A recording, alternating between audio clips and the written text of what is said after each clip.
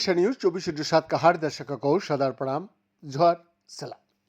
जी दर्शक, तृणमूल कांग्रेस यानी टीएमसी के नेता अभिषेक बनर्जी ने मुर्शिदाबाद में बाबरी मस्जिद निर्माण को लेकर चल रही राजनीति और मतदाता सूची का विशेष गहन पुनरीक्षण यानी शहर प्रक्रिया पर केंद्र सरकार, बीजेपी और चुनाव आयोग को घेरते हुए कई गंभीर सवाल उठाया है। उनका कहना है कि मस्जिद या मंदिर जैसे धार्मिक स्थलों किसी भी तरह के राजनीतिक रोटियों का विषय नहीं बनना चाहिए। जो लोग धार्मिक स्थलों को राजनीतिक हथियार के रूप में उपयोग करता है, उन्हें ऐसा करने से बचना चाहिए। बंगाल के मुर्शिदाबाद में बाबरी मस्जिद के निर्माण पर अभिषेक बनर्जी ने कहा कि वहां केवल ईंटें रखी हुई देखी गई है और कुछ नेता सिर्फ कम्युनल राजनीति का हवा दे रहा है। उन्होंने हुमायूं कबीर पर तंज कसते हुए कहा कि जो नेता कभी बीजेपी का उम्मीदवार रह चुका है, उन्हें तब बाबरी मस्जिद तोड़ने वाली पार्टी से जुड़ने में कोई आपत्ति क्यों नहीं हुई। बीजेपी पर सर्वों की राजनीति का आरोप लगाते हुए अभिषेक ने पुलवामा हमले का समय भी राजनीतिक पोस्टर लगाने की बात कही। उन्होंने गृह मंत्री अमित शाह से बांग्लादेश में हो रही हिंसा पर जवाब मांगा और कहा कि प्रधानमंत्री ने इस पर कोई सार्वजनिक प्रतिक्रिया अभी तक नहीं दिया है।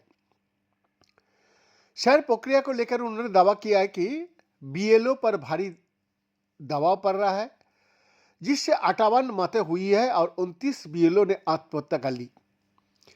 चुनाव आयोग पर सवाल उठाते हुए अभिषेक बनर्जी ने बताया कि आयोग ने उनकी कई सवालों का जवाब नहीं दिया और बैठक का दिन गलत जानकारी लीक किया गया। उन्होंने ये भी कहा कि गुजरात, तमिलनाडु, छत्तीसगढ़ और केरल में लाखों मतदाताओं का नाम हटाया गया, जबकि बंगाल में सबसे कम नाम हटाया गया। फिर भी बंगाल को क्यों निशाना बनाया जा रहा है। अभिषेक ने चुनाव आयोग से मांग किया कि 1.36 करोड़ कथित गलत मतदाताओं की सूची सार्वजनिक किया जाए, जिसमें कितना रोहिंग्या और बांग्लादेशी शामिल है, इसकी जानकारी भी दिया जाए। यदि लिस्ट जारी नहीं किया गया तो चुनाव आयोग को माफी मांगनी चाहिए। उन्होंने ये भी आरोप लगाया कि कई जिंदा लोगों को मृत दिखाया गया है और जिला स्तर का प्रमाण उनका पास भी है। अभिषेक बनर्जी ने घोषणा किया है कि वो 31 दिसंबर को दिल्ली जाकर चुनाव आयोग अधिकारियों से मुलाकात करेंगे और बैठक का लाइव टेलीकास्ट करने की मांग करेंगे। उन्होंने चेतावनी दिया है कि अगर सूची जारी नहीं हुई तो चुनाव आयोग कार्यालय को घेराव भी करेंगे। आगे का राजनीतिक कार्यक्रम की बात करते हुए अभिषेक बनर्जी ने कहा कि 1 जनवरी से वो सक्रिय होंगे और 2 जनवरी से सड़कों पर उतरेंगे। वो जिले में रैलियां और जनसभाएं आयोजित करके पिछले 15 सालों का ममता सरकार का काम का रिपोर्ट कार्ड जनता का सामने रखेंगे।